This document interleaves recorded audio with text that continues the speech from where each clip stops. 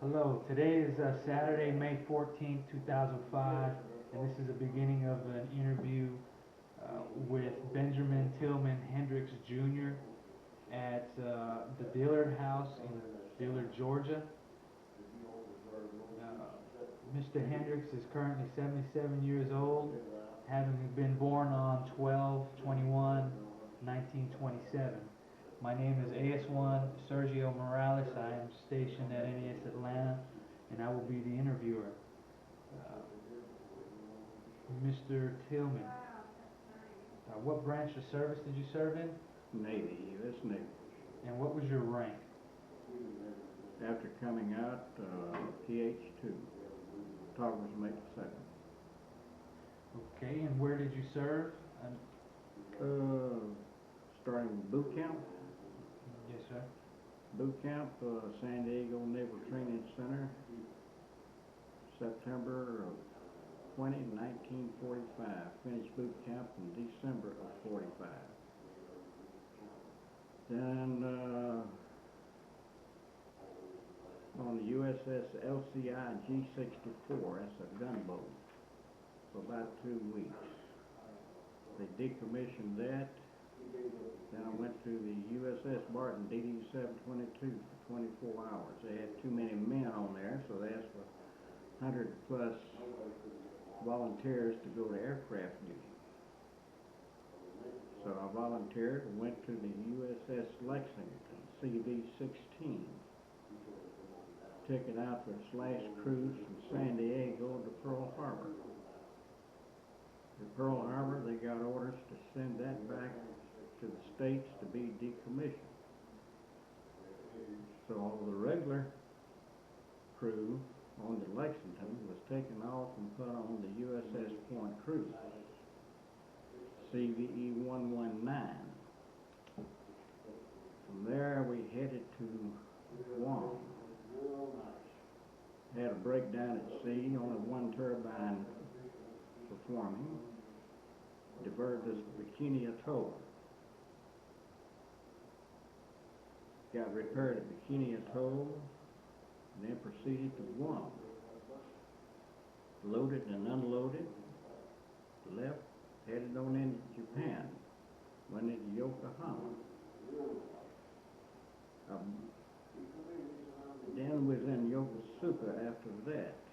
Then knocked around the Pacific to Midway Island, back to Guam, Okinawa, all points west, south, and north. Back to the States, picked up about 64, 65 P-51s. That was the Air Corps at the time, the Army Air Corps. Had to take those, take them back to Japan. That's the only defense they had at the time. It's about 64, 65 P-51s, brand new. Took them back into Yokohama. Then knocked around, went and took another Marine outfit, flew them off at Midway Island. Decommissioned that ship in Drummondton Naval Shipyard.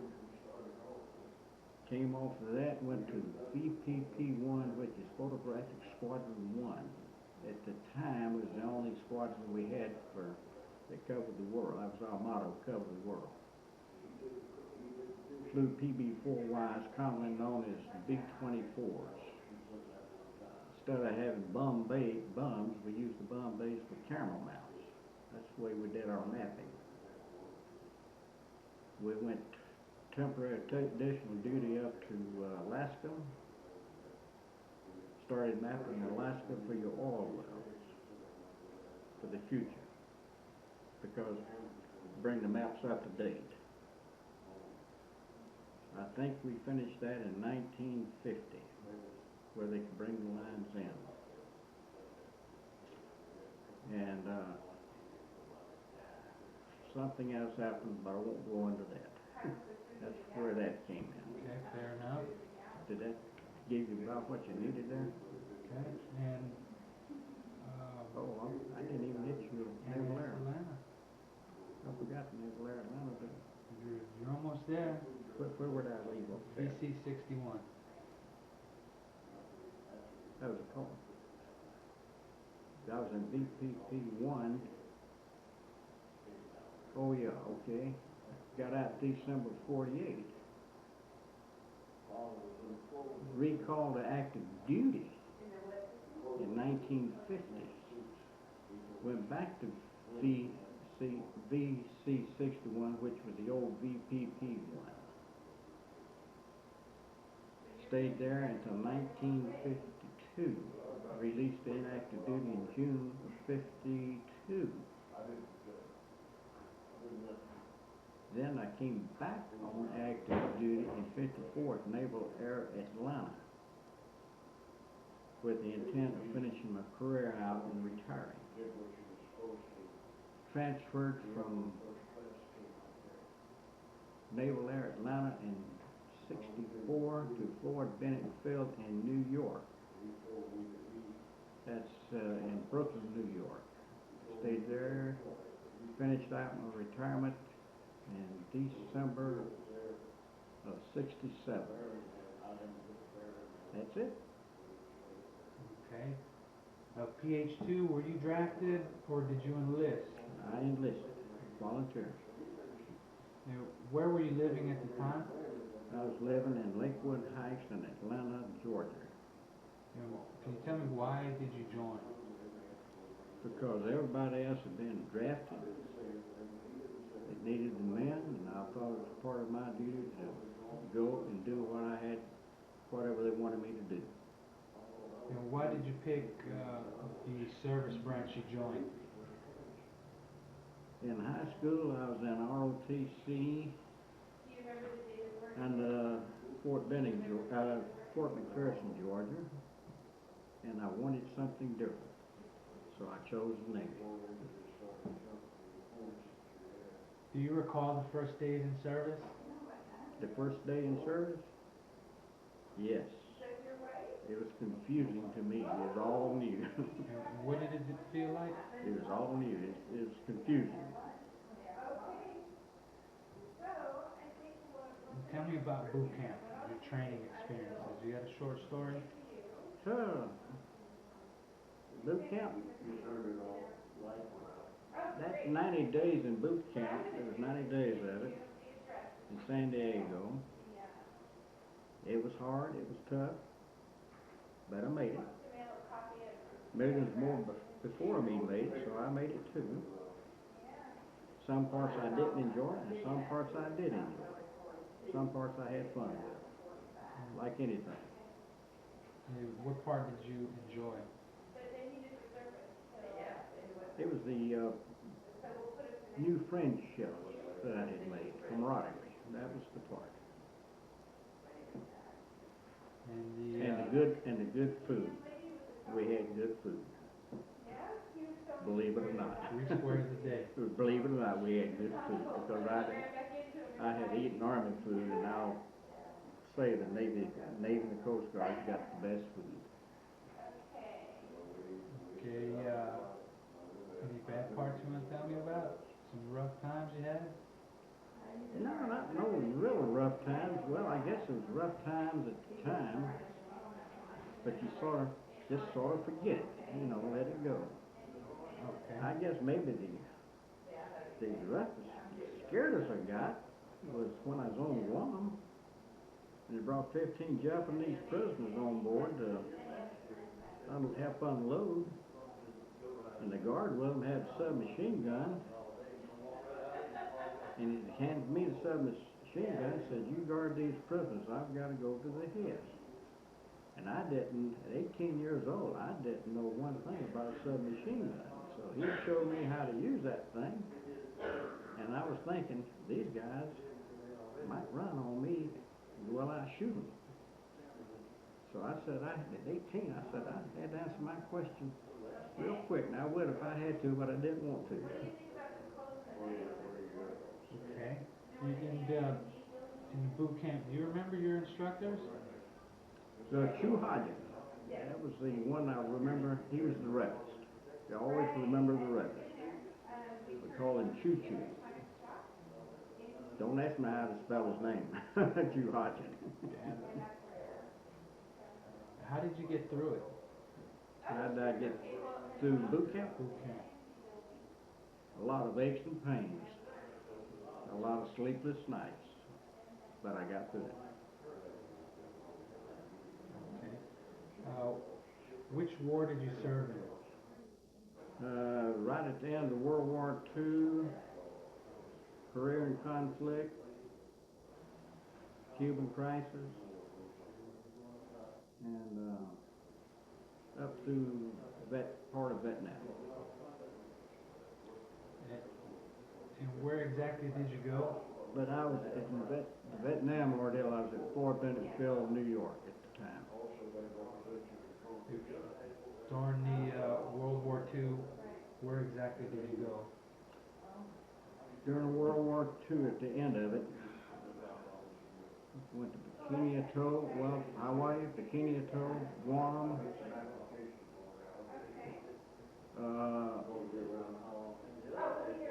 Japan, Okinawa, Midway, Anahuac, back and forth all these places, back to the States, back over to the Orient. That's what I think they had dubbed at the time, at the end of World War II, as magic carpet. Getting planes, parts, cleanup detail more or less. Do you remember arriving and what was it like? And this could be at any point in the Pacific. Riding, R-I-D-I-N-G? Arriving. Arriving. Could you repeat that? I didn't Do quite. you remember arriving and what it was like? Well, when I arrived, first part, like 18 years old, like any other kid that goes in. It was something new. It was the unknown, but you had a lot of questions, but you didn't have time to ask questions. Then I got to Japan, and I remembered it was early '46. I don't know what month, maybe March, April, somewhere in there. It dawned on me how Yokohama had been annihilated. Everything was ground level. And I guess we did a good job in annihilating what we had to do in their industry. That was the main thing, was the industry annihilation. And it dawned on me, it really dawned on me as a young kid how it was. And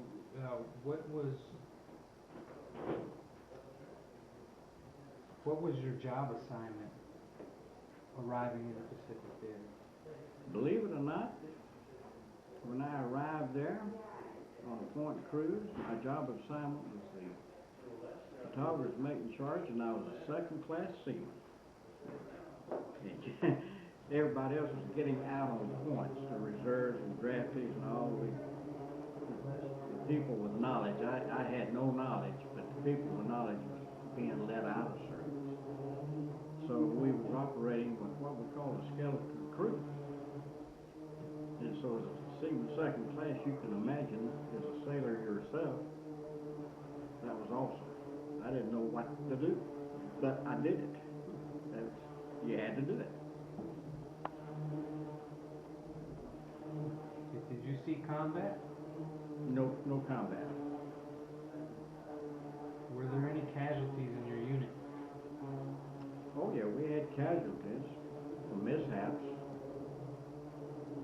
Had one get frostbitten on his feet from high altitude flying.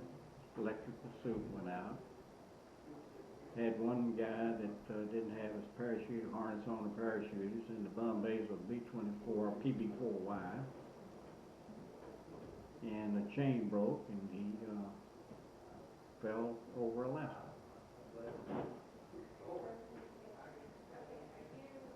Could you tell me about a couple of your most memorable experiences? It's hard to think of what those memorable would be. I'm sort of a blank on that.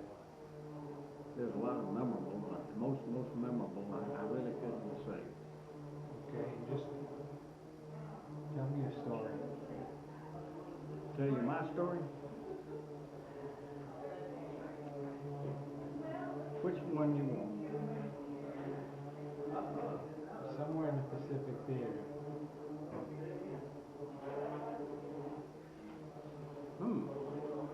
Somewhere in the Pacific Theater. Well, it's an amusing story. I guess it was at Bikini Atoll. It was amusing. They was getting ready to drop the test bomb for the atomic bomb. And it didn't happen to July the 4th. I wasn't there for the dropping of the bomb. But we was on the island, and they had a lot of animals, and we had one monkey. That's memorable. And they had hot beer on the island and hot cokes. And I didn't drink, so we didn't. You just don't drink hot cokes. And that monkey they had off the ship, and he liked beer. And he would fight us over that beer. And we gave him that beer, and that was the drunkest monkey I ever saw. But that was I guess that's the most memorable, for fun things. We gave instead of drinking the beer, we gave the monkey the beer. Life's rights. Life's milk.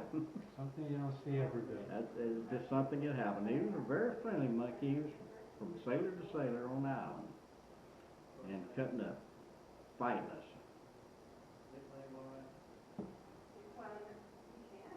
There's some things is memorable, but I won't tell. I'll just leave that like it is. Okay, that gray area we talked about. Gray areas, It's fun things, but the average person wouldn't understand it. Nothing bad, but. Okay, were you ever a prisoner of war? No. Were you awarded any medals or citations? No, I had the Pacific Theater, American Theater. I think it was a Victor Medal. I can't remember all of them. Nothing really elaborate. Good conduct medals. I had about, I guess I had about 6. I can't remember all of them down the line. Did you receive any due to any jobs that you've done that was above and beyond? No, we didn't have. To my knowledge, we didn't have those at that time. I understand they had those later on.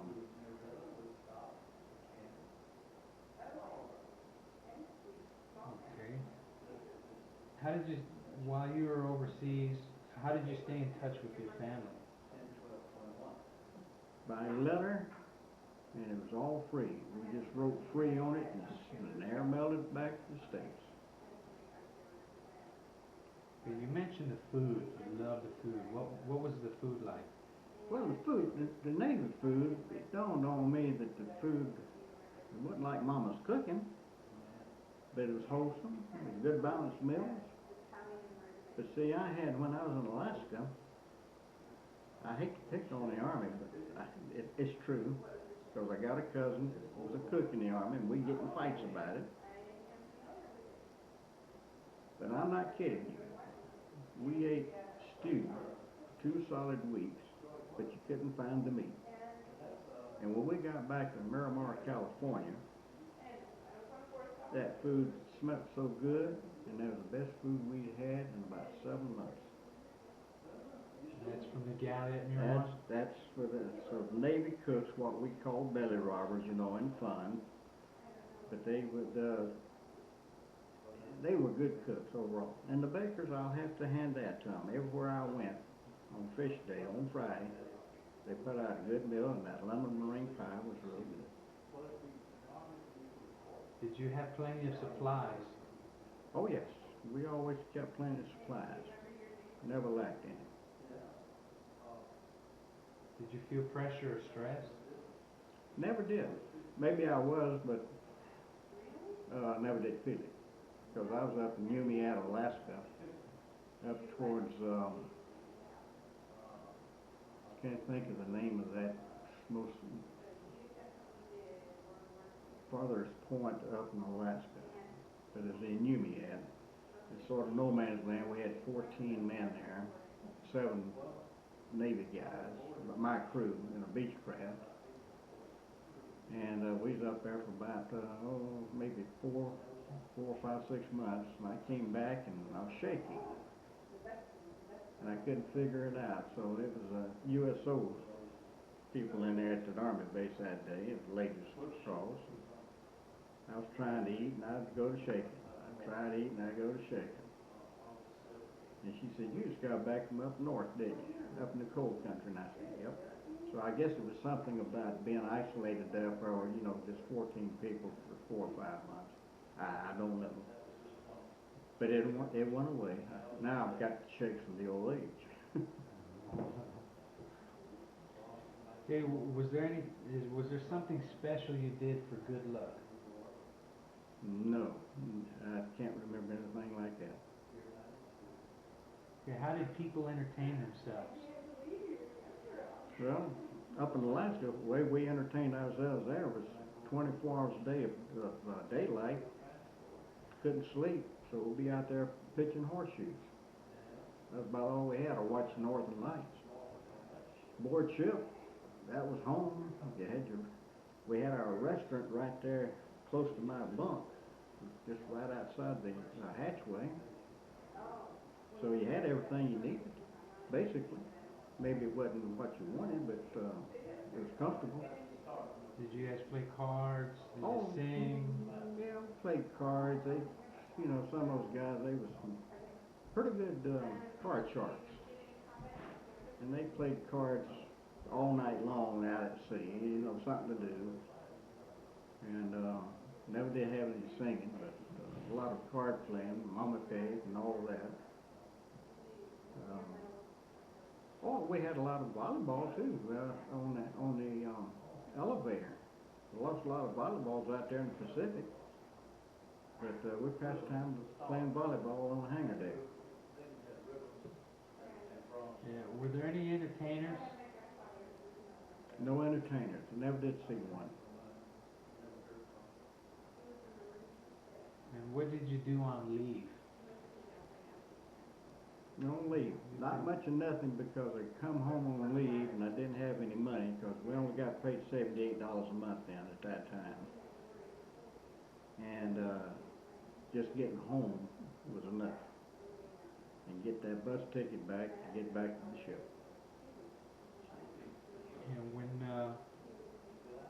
And where did you travel while in the service? I think we covered a couple of islands that you came across. Where did I travel?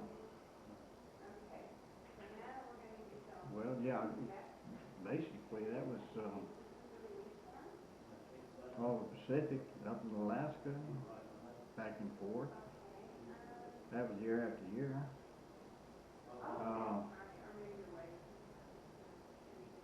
Of course, when I was in New York, there was a lot of traveling there. One year, back and forth from New York to Atlanta, Georgia, Mariana, Georgia. And that was not much travel went on other than that. Do you recall any particular humorous or unusual events?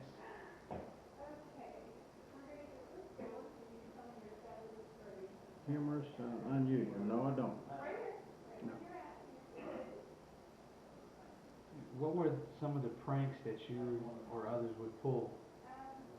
Oh, can't put those on film. It was Navy humor, military humor. But they was in good taste, overall. Do you have any photographs? I have photographs of different things. I really didn't save a lot of photographs, because I was a photographer, and if anything was secret or this, that, and the other, I didn't save it just in case it was destroyed. Anything to keep anything from happening. I never would keep them. And what do you think of officers or fellow sailors? Overall, a damn good bunch of people. Very well put together. no qualms. Did you keep a personal diary? No, I never did. And do you recall the day your service ended? Yes, I do. That was December 5, 1967, and I headed off to Long Island, New York, over the Verrazano Bridge, and headed home down the New Jersey Turnpike. And what did you do in the days and weeks to follow after?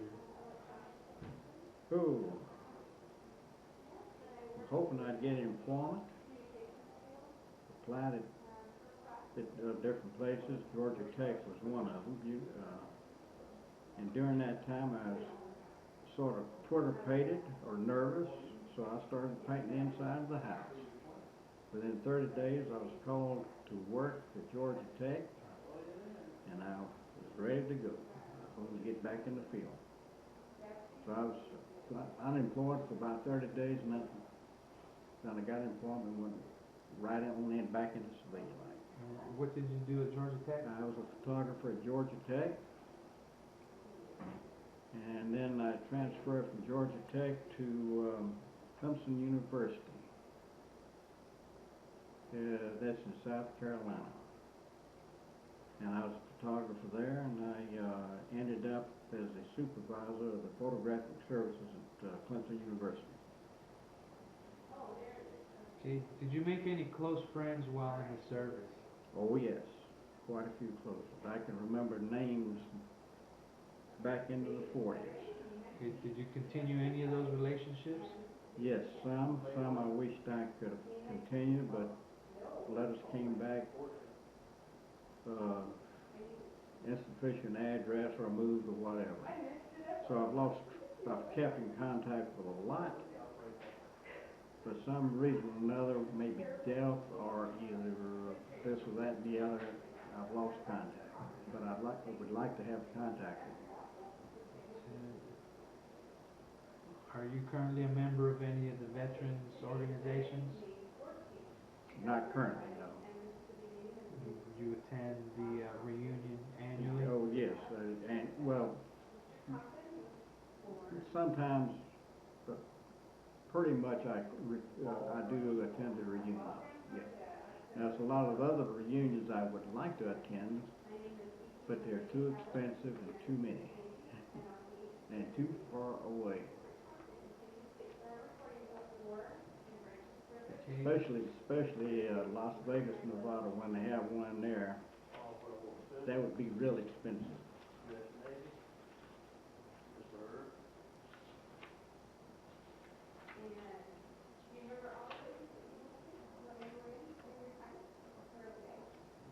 PH2, can you do you want to add any other information that I haven't covered?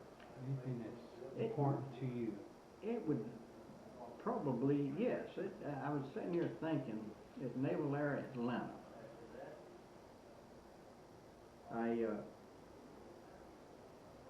people may want to know this, was where was the Army helicopters armed as we know them today? Prior to Korea, it wasn't armed. In 1959, I believe I'm right on that, 1959, there's two helicopters came from Fort Benning, Georgia, with two warrant officers, landed at the old Naval Air Station in Chambly, Georgia.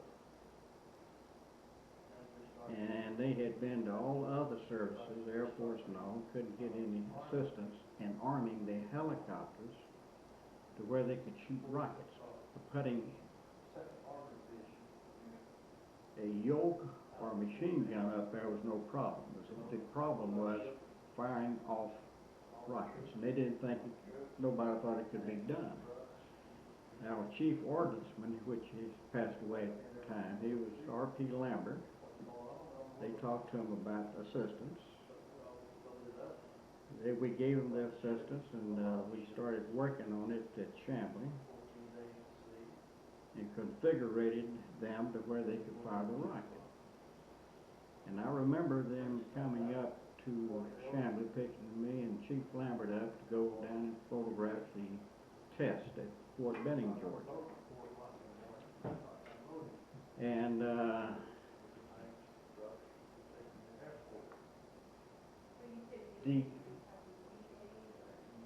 I believe we had 3 rockets to run a test. You had to prove it could be done. The first rocket they fired missed the target, didn't know where the rocket went, blew the door off the helicopter. So that was no big problem, just leave the door off, put another rocket on. Chief Lambert instructed him, had no sightings on it, just bare sightings. Second shot, he hit the tank out in the boondocks and proved it could be used. So really, what I'm getting at is that your helicopters was really shown to be armed by the Navy. And then Fort Benning. Now, a lot of people don't know that. And there's a guy that was an ordnanceman, he was chief ordnanceman after I left. His name is Maynard. He's not here today, but he could back this up. He worked on it too. I remember J.P. Tony was one, B.B. Howard was another, and R.P. Lambert, Maynard, and several of us worked on it, not counting your 10 vendors that had to configure the aircraft. But that's the reason you got armed helicopters today. It was a starting point to show that they could be armed. And then after that, they turned it over to Sikorsky or whoever, to be manufactured. So the main thing is you got a starting point, and then it progresses from there. Good deal. Mr. Hendricks, I'm going to conclude this interview unless there's anything else that you feel that people can, you want to pass on. Can't relate to anything right offhand. Maybe tomorrow, the next day after I wake up, I'll think of it. Okay, and I thank you for your time, and this concludes our interview.